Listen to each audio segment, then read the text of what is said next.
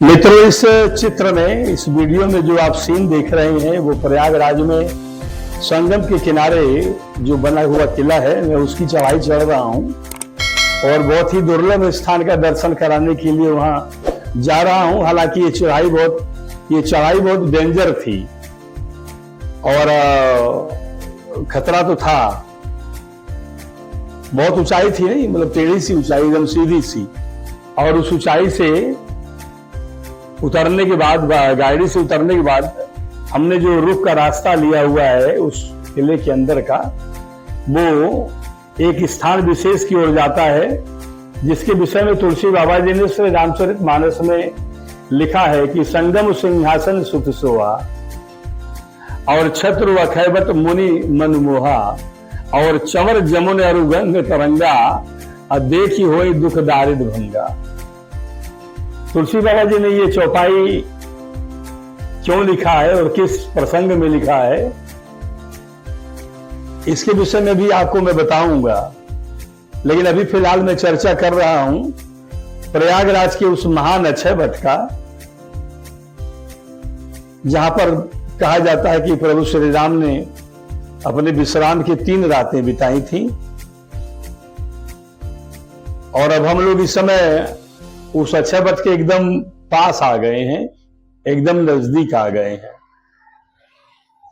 कहा जाता है कि प्रयागराज में संगम के किनारे भगवान ने स्नान करके अक्षय वट के दर्शन किए, क्योंकि उस समय इस अक्षय वट के नीचे ढेर सारे ऋषि मुनि बैठ करके तपस्या कर रहे थे। और भारद्वाज मुनि ने इसी अक्षय वट के नीचे जाने का उन्हें निर्देश भी दिया हुआ था। इसका उल्लेख वाल्मीकि रामायण में नहीं मिलता है, लेकिन तुलसी बाबा ने इसके लिए 2 चौपाइयां दी हैं।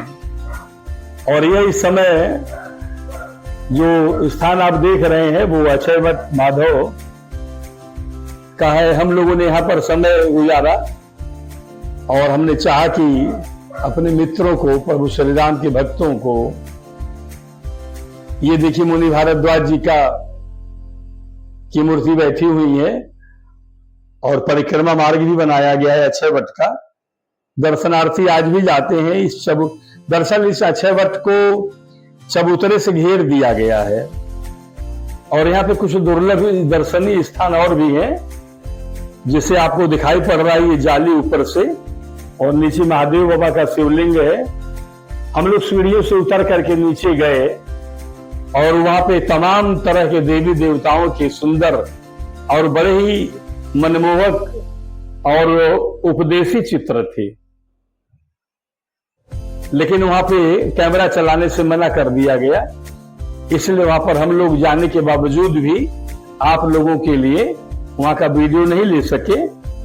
लेकिन उसके बाद फिर हम लोग ऊपर आए तुरंत और हम लोगों ने अक्षय वट के पुनः दर्शन किए और दर्शन करके वहां पर सामने इस मंदिर के भी दर्शन किए।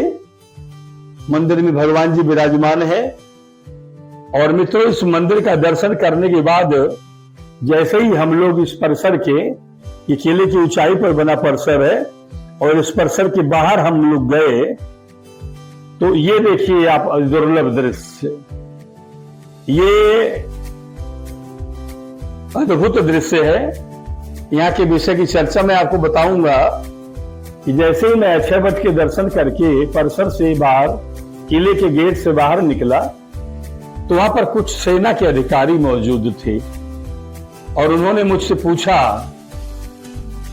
कि बाबा जी कैसे। तो हमने बताया कि अक्षय वट का दर्शन करना था, कर लिए। फिर उन्होंने कहा कि कैसे आना हुआ, कहां से आना हुआ। तो मैंने उन्हें प्रभु श्री राम के अयोध्या के बाद के ये आजमगढ़, मऊ, बलिया, गाजीपुर, बक्सर और बिहार के वैशाली और मधुबनी और अन्य जनपदों, दरभंगा होते हुए नेपाल, बिहार, माता के स्वयंवर के बाद ये आपका जो सीता कुंड है, बेदी वन है, डरवा है और दोहरी घाट होते हुए अयोध्या। और फिर अयोध्या के बाद भगवान 14 साल का जो वनवास काल के लिए वन की यात्रा करते हैं, तो भैया हम लोग यहाँ तक पहुंचे हैं अक्षय वट का दर्शन करने। तो हमारी श्रद्धा को देख करके उन्हें शायद कृपा आ गई और मैं तो कहूंगा कि भगवान राम की ही कृपा बरस रही थी कि उन्होंने प्रेरणा उन्हें दिया और सेना के वहां पे मौजूद अधिकारियों ने अपने मातहत को एक सज्जन से कहा कि जाओ इन्हें अक्षय वट दिखा लाओ। तो मैंने कहा कि अक्षय वट तो हम देख के आ रहे हैं। तो मुस्कुराए, बोले कि नहीं, आप अक्षय वट जाके देखिए जहां पे भगवान श्री राम वास्तव में रुके थे। तो हमने कहा तब ये क्या है? बोले ये पब्लिक आती है यहाँ पे देखने के लिए, श्रद्धा है, ठीक है, लेकिन जो असली अक्षय वट है वहां पे जाके दर्शन कर लीजिए। चूंकि भगवान श्री राम की वनगमन यात्रा का आप अनुगमन कर रहे हैं, आप भगवान के लिए समय लगा रहे हैं, तो आप बढ़िया काम कर रहे हैं। इसलिए हमको भी लगा कि आपको असली वाले अक्षय वट का दर्शन करा देना चाहिए। मेरा मतलब असली अक्षय वट से है कि वह अक्षय वट जहां भगवान श्री राम ने वास्तव में अपना समय बिताया था। तो मित्रों, ये वही स्थान है, महान स्थान अक्षय वट का वृक्ष है, बहुत लंबा, बहुत चौड़ा। मित्रों, इस महान अक्षय वट को देखते ही मेरे अंदर जो भावना जगी, तो इस अक्षय वट की ऊंचाई और इनकी जटाएं, इनकी सौंदर्यता, इनकी भव्यता देख करके एक बार तो मुझे लगा कि ये भगवान श्री राम ही खड़े हैं, भैया लक्ष्मण माता सीता के साथ में। तो इस अक्षय वट को देखते ही मेरे आंखों में तो आंसू आ गए और मैं रोते ही रोते गया और अक्षय वट को एक तरफ से लेकर के मैंने उन्हें गले लगा लिया और मुझे आभास हुआ कि जैसे भगवान श्री राम ने मुझे अपने सीने से लगा लिया हो, मैं उन्हीं के गले से लग रहा हूं। और भावुक होकर के और अक्षय वट को अपने गले से लगा करके मुझे खूब रोना आया और अपनी भावनाओं को और अपनी अनुभूतियों को भगवान से जोड़ करके वहां पर मैंने भक्ति भावना का आनंद भी उठाया। वहां मौजूद पुजारी बाबा ने बताया कि यह जो आप अक्षय वट देख रहे हैं, यही असली अक्षय वट है जहां पर प्रभु श्री राम, माता जानकी और लक्ष्मण जी ने 3 दिन बिताया था।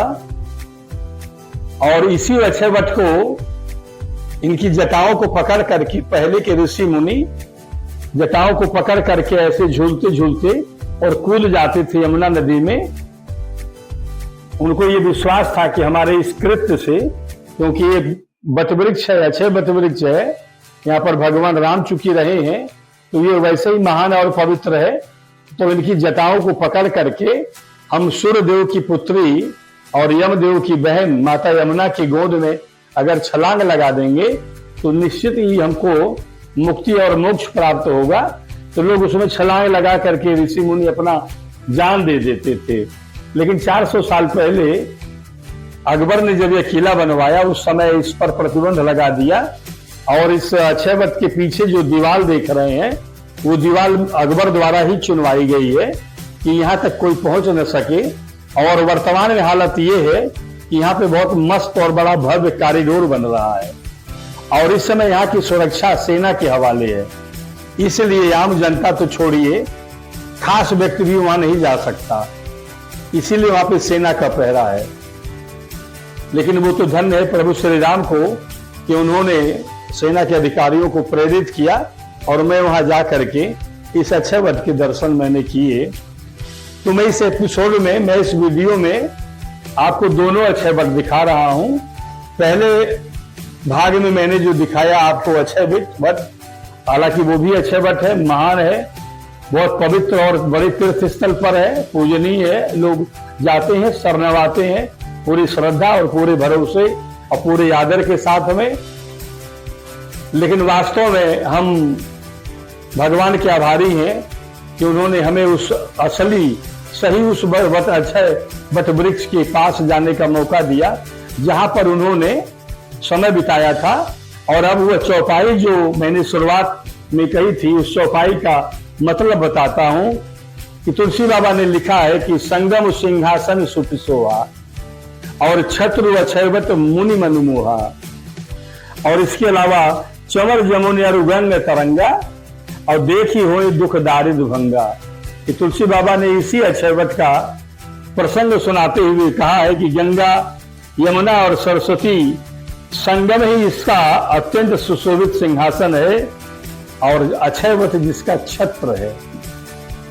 ये प्रयागराज की शोभा बताते हुए महाराज तुलसीदास ने कहा है कि गंगा, यमुना और सरस्वती का संगम जो है वो प्रयागराज का अत्यंत सुशोभित होने वाला सिंहासन है और उस संगम के किनारे पर ये जो महान अक्षयवट है यह उस छत्र के समान है जो मुनियों के मन को भी मोहित कर लेता है।